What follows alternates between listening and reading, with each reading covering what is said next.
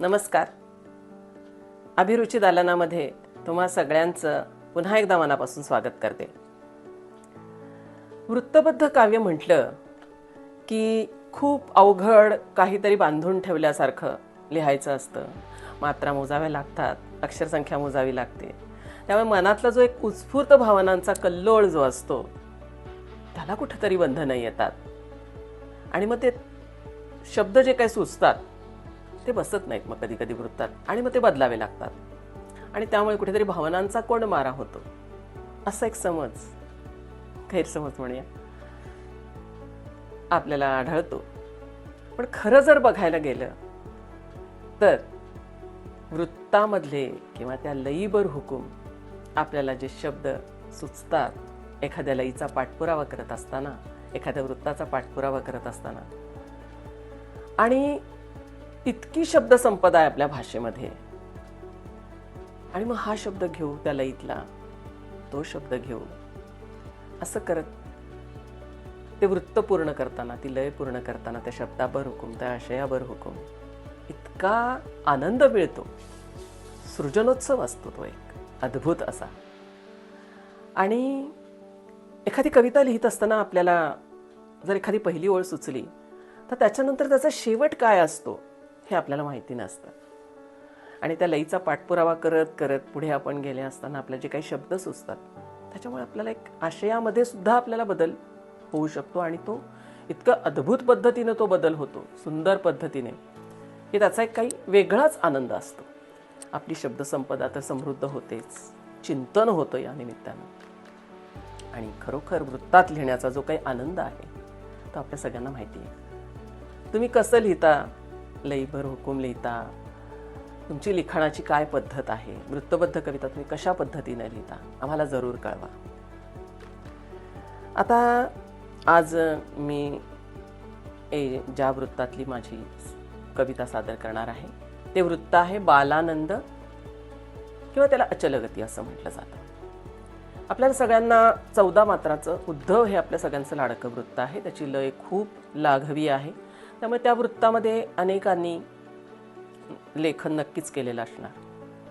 पण त्या मानानं बालानंद आणि अचलगती या वृत्तामध्ये फारसं लेखन केलेलं नाही. म्हणजे मला फारशा कविता त्यातल्या वाचायला मिळाल्या नाही. ह्याची ही मात्रा संख्या एकूण 14च आहे, पण याची फोड जी आहे ती 8 + 6 अशा पद्धतीनं होते. पहिला 8 मात्राचा खंड आणि नंतर 6 मात्राचा खंड. खंड म्हणजे लयीच्या आवर्तनानुसार जिथे आपण एक पॉज घेतो, विराम घेतो, विश्रांती घेतो त्याला आपण खंड असं म्हणतो. मात्रावृत्तामध्ये खंड ही संकल्पना वापरली जाते.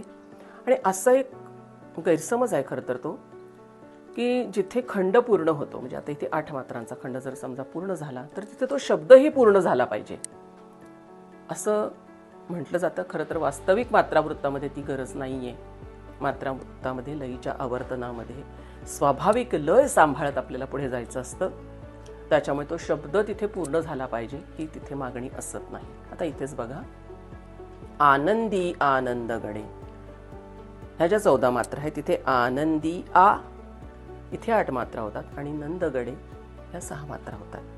तर अशा पद्धतीनं ही फोड इथे होते आणि एकूण असं हे 14 मात्रा संख्या असणार आहे वृत्त आहे. यातली माझी कविता सादर करते.